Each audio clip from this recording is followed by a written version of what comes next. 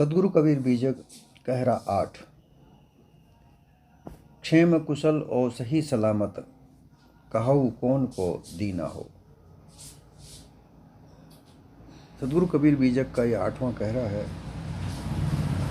इसमें सदगुरु कबीर विशेषतः दोनों धर्मों के बारे में कहते हैं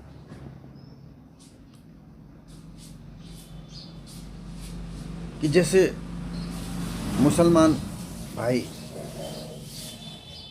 एक दूसरे से जब मिलते हैं तो एक दूसरे की कुशल पूछते हैं, हिंदू भाई मिलते हैं तो एक दूसरे की कुशल क्षेम पूछते हैं।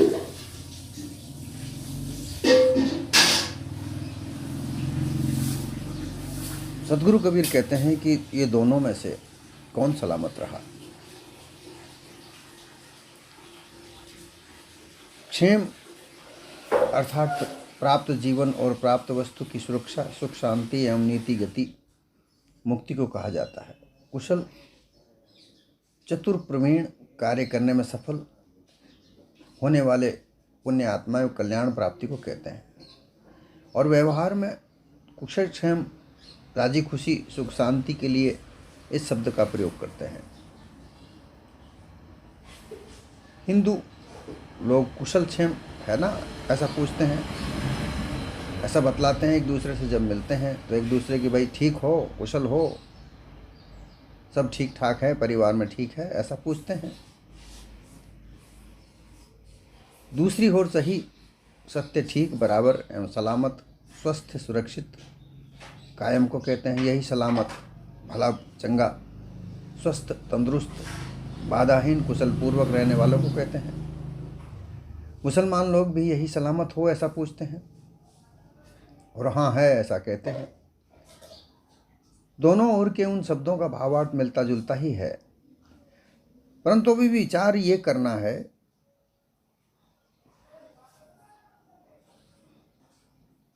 कि क्या ऐसा कहने से सब कुशल क्षेम है, सब कुशल हैं, सब ठीक हैं, सब तंदुरुस्त हैं।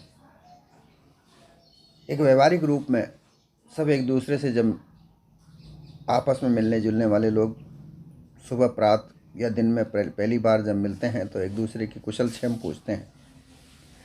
और कुशल क्षेम पूछने वाले से जब पूछा जाता है तो वह उलट के जवाब देता है, हाँ ठीक है, सब कुछ ठीक है, ऐसा कहता है। परंतु क्या सभी कुशल क्षेम है? वेद शास्त्र पुराण कुरान इनके कहे अनुसार वर्णाश्रम धर्म का पालन करने वाले, कर्म धर्म भक्ति भाव करने वाले सब कुशल क्षेम से हैं। अब गृह शांति विभिन्न प्रकार के तंत्र टोटके ये भी कुशल क्षेम के लिए बनाए गए हैं। उनका लोग भी गुरुवा लोग कहते हैं कि ईश्वर भक्ति ब्रह्म ज्ञान 9 ग्रहों की शांति टोटका यंत्र मंत्र तंत्र की जाप इससे करने से सुरक्षा होगी। किसी के भूत लगा हुआ है, किसी के चुड़ैल लगी हुई है, ऐसा लोगों को भ्रमित कर करके और उनका कुशल क्षेम करने का तरीका मंत्र तंत्र यंत्र बताते हैं। अल्लाह कुरान की मानकर चलो ऐसा मुसलमान कहते हैं और वो उनके तरीके से पीर पैगंबर काजी मौलवी इत्यादि को मानकर उनके मजहब में चलने वाले दुखी दरिद्र लोग, गरीब लोग, अनेक रोगों से ग्रसित लोग वो भी मौलवियों के पास जाते हैं उनका कुशल क्षेम करवाने के लिए। विभिन्न प्रकार के आयतें पढ़ना, विभिन्न प्रकार के मुसलमानी उपचारों का तंत्र मंत्र टोटकों का सहारा लेते हैं। और मुल्ला मौलवी भी यही कहते हैं कि तुम सही सलामत रहोगे, तुम्हारा धन धान्य भरा रहेगा। मुसलमान और हिंदू लोग, मुसलमानों में मुल्ला और ब्राह्मण हिंदुओं में, ये अपने धर्म के नाम पर विभिन्न प्रकार के मतपंथ चला चक्कर, अपने अपने मतपंथ के अनुसार पूजा पाठ, तंत्र मंत्र यंत्र, विभिन्न प्रकार के साधना बता कर लोगों को सही सलामत रहने के लिए पूछते हैं। और जब इनके लिए कोई इनके पास कोई जाता है तो ये यही पूछते हैं, भाई ठीक हो, कुशल हो, हमने जो बताया था उससे आप ठीक हो गए ना। उनको भ्रमित करके उनके चक्रव्यूह में, उनके जाल में उलझा कर रखते हैं। लेकिन क्या वास्तव में सभी कुशल क्षेम है? इस संसार में सुखिया कोई नहीं है। और इतने तंत्र मंत्र जंत्र टोट के विभिन्न प्रकार के होते हुए भी कोई सुखी नहीं है।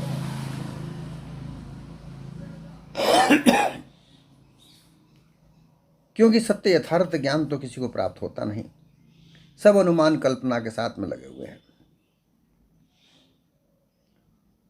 सुख शांति कब प्राप्त होगी? पार की संतों की शरण में जाकर निज चेतन स्वरूप का पारक बोध प्राप्त करे और समस्त जड़ाध्यासों का मिटाए, तब जाकर कुशल क्षेम होगी। वरना तो इस संसार में सब लोग धन के लिए, सुंदर स्त्री के लिए, पुत्र प्राप्ति के लिए, वैभव प्राप्त करने के लिए, मान सम्मान प्राप्त करने के लिए, ऊंचा पद प्राप्त करने के लिए सब इसी में लगे हुए हैं, जहां कुशल क्षेम तो बिल्कुल हो ही नहीं सकती। बस गुरुआ प्रपंचियों के बताए हुए मार्ग पर चलकर अपने मन को समझा रहे हैं, कुशल क्षेम तो वहां जरा सा भी नहीं है। माता पिता, स्त्री पुत्र परिवार, विषयों का भोग विलास, ऐश आराम, सुख संपत्ति आदि की सांसारिक प्रपंचों में कुशल क्षेम कैसे हो सकती है? जब तक संतोष प्राप्त न करें तब तक तो कुशल क्षेम हो ही नहीं सकती। कुशल क्षेम तो तब प्राप्त होगी तब हम अपने आप को समझेंगे। अपने आप को समझ पर अपने निज स्वरूप की प्राप्ति करेंगे और अपनी जो आवश्यकताएं हैं, अपनी जो मान्यताएं हैं, जो कल्पना पर आधारित हैं, अनुमान पर आधारित हैं, उनका त्याग करके यथार्थ ज्ञान प्राप्त करेंगे।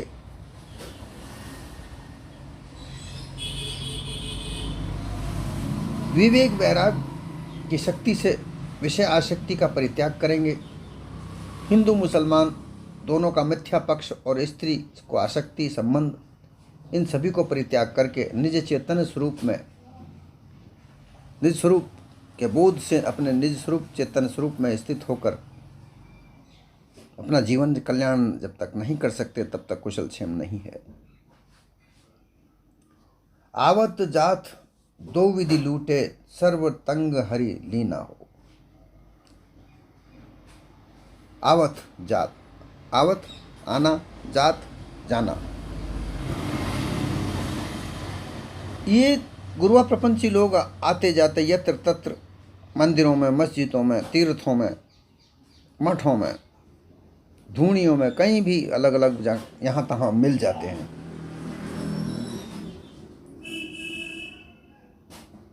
और अपनी वाणी जाल से लोगों को उलझाते हैं। आपने देखा होगा सुनसान जगह पर, रोड के किनारे, पेड़ के नीचे ये गुरुआ प्रपंची ठग बैठे रहते हैं और ये इशारा करके किसी भोले भाले व्यक्ति को बुलाते हैं और फिर उसको अपनी जवानी जाल में उलझाकर उसको अपना शिकार करते हैं। उसके चेहरे की तरफ देखकर विभिन्न काल्पनिक बातें करके और वो उसको उलझा लेते हैं। क्योंकि हर व्यक्ति किसी ना किसी समस्या से उलझा रहता है और उसकी समस्या का जो भय होता है वो उसकी आंखों में नजर आ जाता है और वो उनको देखकर उस व्यक्ति को उलझा लेता है, ठग लेता है। इसी प्रकार के विभिन्न प्रकार के सिद्धांत प्रतिपादित करके, वाणी ग्रंथ बना करके ऐसे अपने आप को विद्वान कहलाने वाले ठग विभिन्न प्रकार के माया जाल का प्रसार करके चले गए। और उस पर चलकर जो लोग, गुरुवा प्रपंची लोग, कर्म, उपासना, योग, वाणी का भ्रम कल्पना फैलाकर अबोध जीवों को अपना और दूसरों का अहित करके तन मन धन लूट रहते हैं। ये लूटते रहते हैं।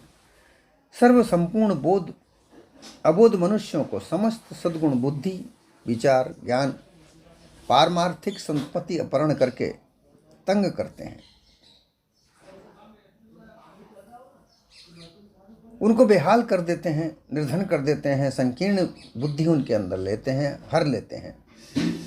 हरि लीना हो, हरि लीना मतलब छुपा लेते हैं। उनका धन, उनका ज्ञान, उनका बोध, वो सब उनका हर लेते हैं। जो गुरुवा लोग वर्तमान में मौजूद हैं, वे कभी भी भक्तों के यहाँ गांव में, नगर में, बस्ती में चले आते हैं। अनेक प्रकार के स्वांग ढोंग दिखला करके उनको बहला फुसला कर अपने चक्रव्यूह में उलझाते हैं और ठग लेते हैं। ज्ञान का मार्ग तो उनको वो चलने ही नहीं देते। वो अपनी अनुमान कल्पना वाणी से उनको भक्ति का मार्ग, किसी ईश्वर की भक्ति करना, किसी देवता की भक्ति करना, उपासना, विभिन्न प्रकार के उपासना तंत्र मंत्र या तंत्र की साधना के लिए विभिन्न प्रकार की बलियों को देना। कई कई जगह तो ऐसा देखा जाता है कि बच्चों तक की बलि दे दी जाती है। ये सब लोग उलझा करके और कहते हैं कि तुम ऐसा करने से कुशल रहोगे। तो कहाँ कुशलात है, कहाँ सुख शांति है? कहीं भी नहीं है। इतना करने पर भी वो गुरुवा प्रपंचियों के हाथ तो धन लगता है, परंतु जो भक्त होते हैं उनके पास कुछ नहीं लगता। फिर कहा है, सुर नर मुनि जति पीर ओलिया, मीरा पैदा की ना हो। ये गुरुवा प्रपंच आदि अनादि से चला आ रहा है, क्योंकि ये संसार झूठ और सच से बना है। सच भी इसमें है, झूठ भी इसमें है, असत्य भी इसमें है, सत्य भी इसमें है। और इस संसार का स्वरूप जो है सत्य और असत्य का निर्णय है। तो असत्य के भ्रम धोखे में चलाने वाले मतपंथ, अनुमान कल्पना के बनाए हुए मतपंथ, इन मतपंथों में सुर आते हैं। सुर देवता होते हैं जो रजोगुणी होते हैं। सामान्य मनुष्यों में पुरुष मान लिया और तमोगुणी को मुनि मान लिया।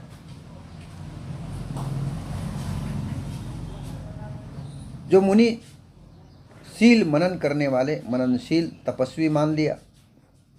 कोई ऋषि मुनि कहलाए, किसी की को जति कह दिया। जो जति, यति, त्यागी, सन्यासी आदि विरक्त मान लिया। मुसलमानों ने अपने गुरुओं को पीर कहा।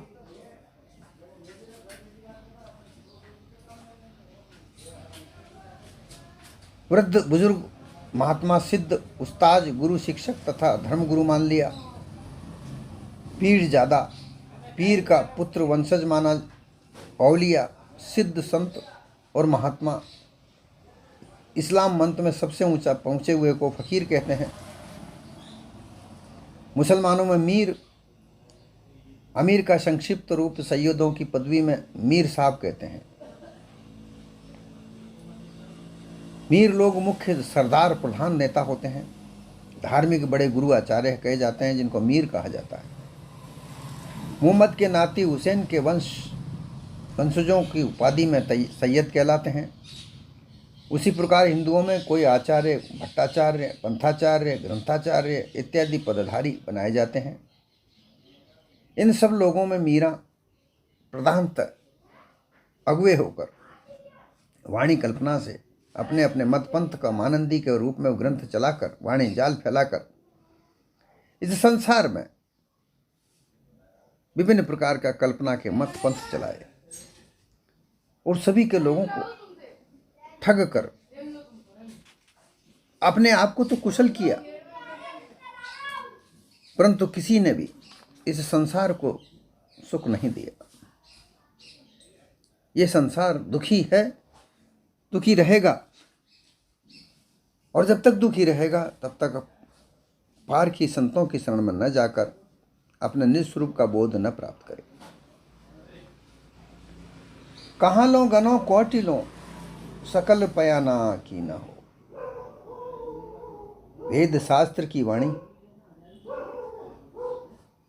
वेद शास्त्र जो संस्कृत में लिखे गए हैं, ये सब शास्त्र ब्राह्मणों की लिपि है। संस्कृत भाषा का बहुत बाद में चलन हुआ।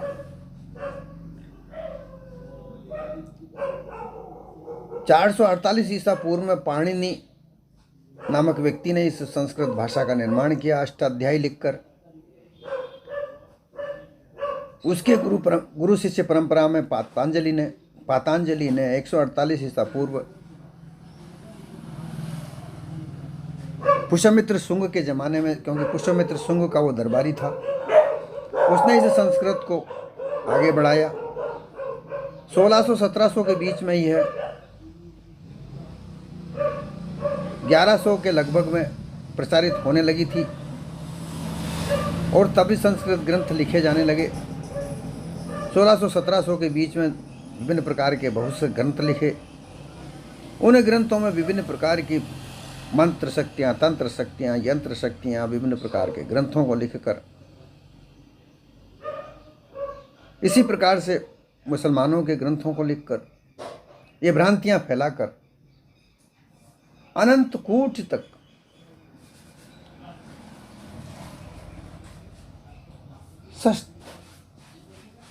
बड़े बड़े विद्वान हुए इन ग्रंथों को लिखने वाले। इनमें सत्य यथार्थ भी है, ऐसा नहीं है कि इनमें सत्य यथार्थ नहीं है, परंतु बहुत कम। बाकी तो इन ग्रंथों में कल्पना मानिंदी भरी पड़ी है। विद्वान पंडित, महापंडित, व्याकरण आचार्य, दर्शनाचार्य, शास्त्री, शस्त्रशास्त्री, महाउपाध्याय, पौराणिक, चतुर्वेदी इत्यादि पदधारी, योगी, ज्ञानी, भक्त, विज्ञानी, शतदर्शन, 96 पाखंड के प्रचारक, भेषधारी, और उसी प्रकार के मुसलमानों में भी पैगंबर, रसूल, काजी, पीर, मुल्ला, मौला, मौलाना, मौलवी, मुकरिख, इतिहास लेखक, उस्ताद, आलिम, फाजिल, विद्वान इत्यादि पदधारी लोग अनादिकाल से संसार में तब से अब तक चले हुए हैं। इनकी गिनती कहाँ तक की जाए। ये जिस पैदा हुए और चले गए, कितने ही आए और कितने ही चले गए, परंतु इस संसार के विषयाध्यासवश अनेक मनुष्य उत्पन्न हुए, जीवन भर विषय भोगों में लिप्त रहे और पशुवत व्यर्थ पशु कर्म करके व्यर्थ ही अपना जीवन बिताकर चले गए। कोई अपने पारख बोध को प्राप्त नहीं कर सके। पानी पवन आकाश जाएंगे, चंद्र जाएंगे सूरा हो। ये पानी, ये पवन, अग्नि, पृथ्वी, आकाश, चंद्र और सूर्य, तारागण, ये आद अनादि से चले आ रहे हैं और आगे भी चले जाएंगे। ये इनका नाश नहीं होगा, क्योंकि ये जड़ पदार्थ आद अनादि है। जड़ और चेतन दोनों वस्तु अनादि हैं, इनको कोई बनाने वाला नहीं है, ना ही इनका नाश होगा। अनंत वस्तु हैं, इनका कभी अंत नहीं होता। सूक्ष्म, स्थूल, सूक्ष्म कारण, पंच तत्व, भूगोल, इन तत्वों का सूक्ष्म से अति सूक्ष्म स्वरूप है। ये सब अनादिकाल से चले हैं और चलते जाएंगे, ये कभी समाप्त नहीं होंगे।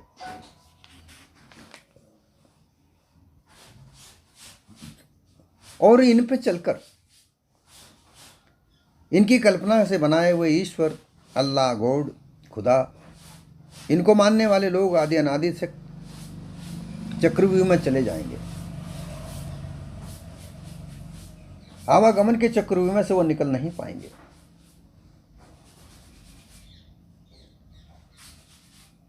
गंगा, जमुना, गोदावरी, नर्मदा, गोमती, सिंधु, ब्रह्मपुत्र, यमुना, इनके जल स्नान करने से ये आवागमन के चक्रव्यूह में ही चेतन स्वरूप जीव चलता ही चला जाएगा, इनसे निकलेगा नहीं।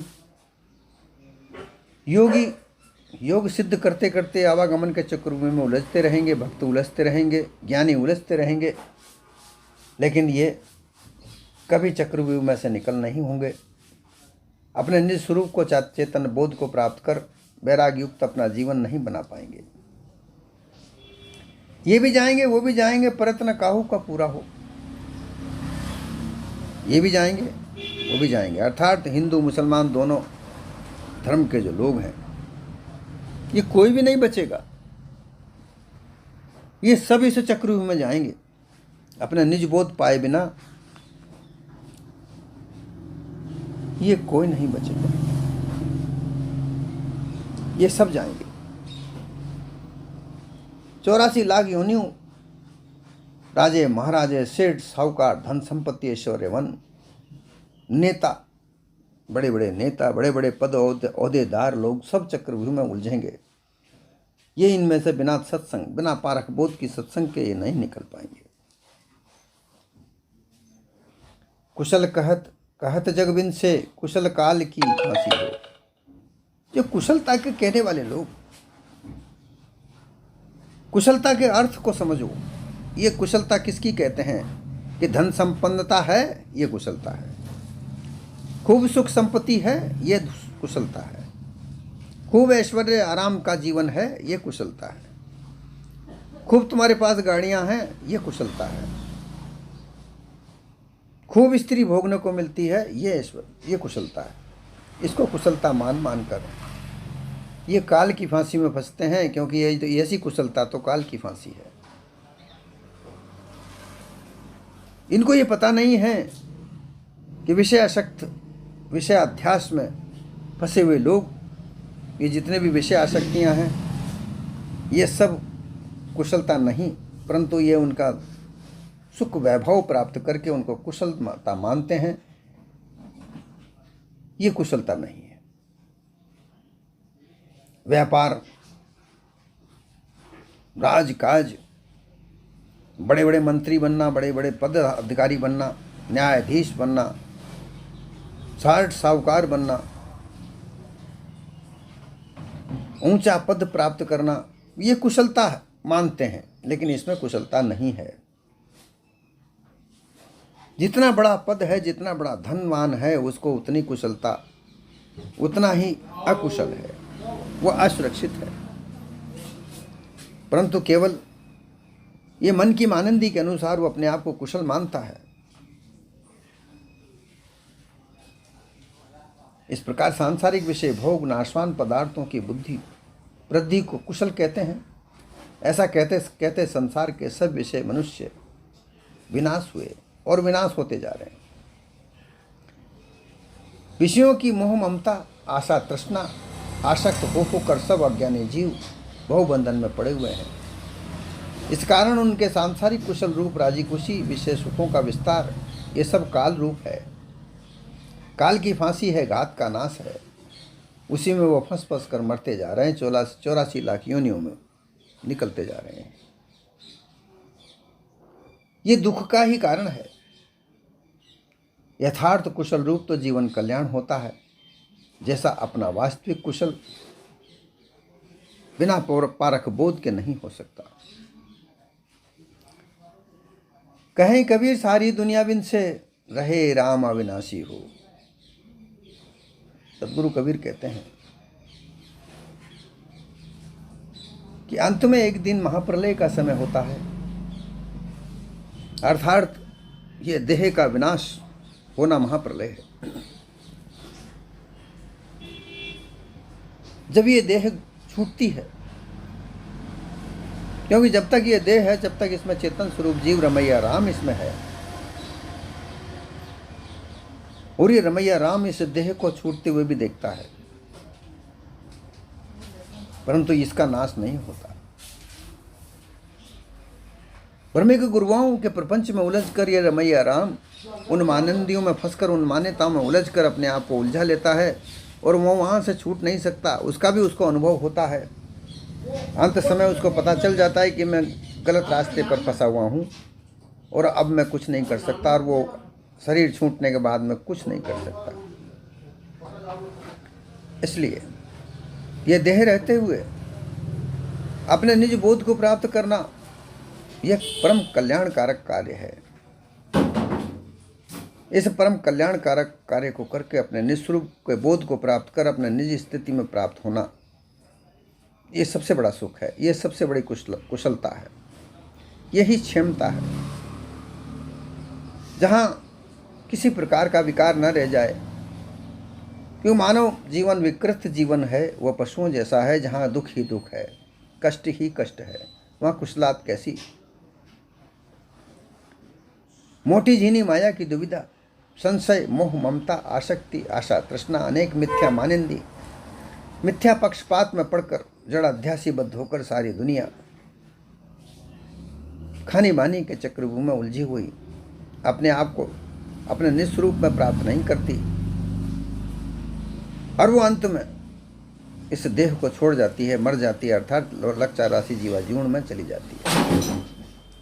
परंतु पार की साधु गुरु के सत्संग में, उनके शरण में लग कर ये रमैया राम निज चेतन स्वरूप रमैया राम स्वयं जीव का पारक बोध करके मोटे झीने माया जाल से रहित होकर सद्गुण रहित सहित पारक पद में स्थिर होकर अविनाशी पद में जीवन मुक्त हो जाते हैं।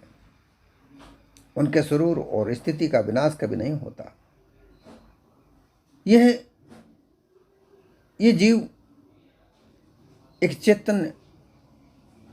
चेतना है जो अपने चेतन स्वरूप में मिल जाती है, जिसका नाश नहीं होता। परंतु इसको प्राप्त करने के लिए अपने निस्वरूप की प्राप्ति करना आवश्यक होता है। जब तक अपने निस्वरूप की प्राप्ति न करे, तब तक चेतन स्वरूप अपने निस्वरूप को प्राप्त नहीं कर सकता। जड़ाध्यासी होकर अपने मायावी स्वरूप को अपना मानकर वह आवागमन के चक्रों में उलझा हुआ रहता है। यथार्थ कुशलता की बात अपने निस्वरूप की प्राप्ति करना है। निस्वरूप की प्राप्ति पारक सद्गुरु की शरण में होती है।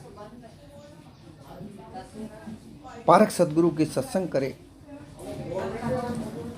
मोह ममता की आसक्ति, विषय भोग की आसक्ति, ऊंचे पद की आसक्ति, धन की आसक्ति, पुत्र की आसक्ति, स्त्री की आसक्ति, सांसारिक व्यापारिक आसक्ति, इस सब का त्याग करना, वैराग्यवान होना, विवेकवान होना, जब तक इनको प्राप्त नहीं करते। गुरु भक्ति को प्राप्त करने से विवेकवान होता है, वैराग्यवान होता है, और तब ये सारी आसक्तियाँ छूटती हैं, और बिना इन आसक्तियों के त्यागे निज पद की प्राप्ति नहीं होती, निस्वरूप की प्राप्ति नहीं होती। निस्वरूप को प्राप्त करने के बाद किसी अन्य वस्तु की प्राप्त करने की इच्छा नहीं रह जाती। वहाँ कुशल ही कुशल है, क्षेम ही क्षेम है।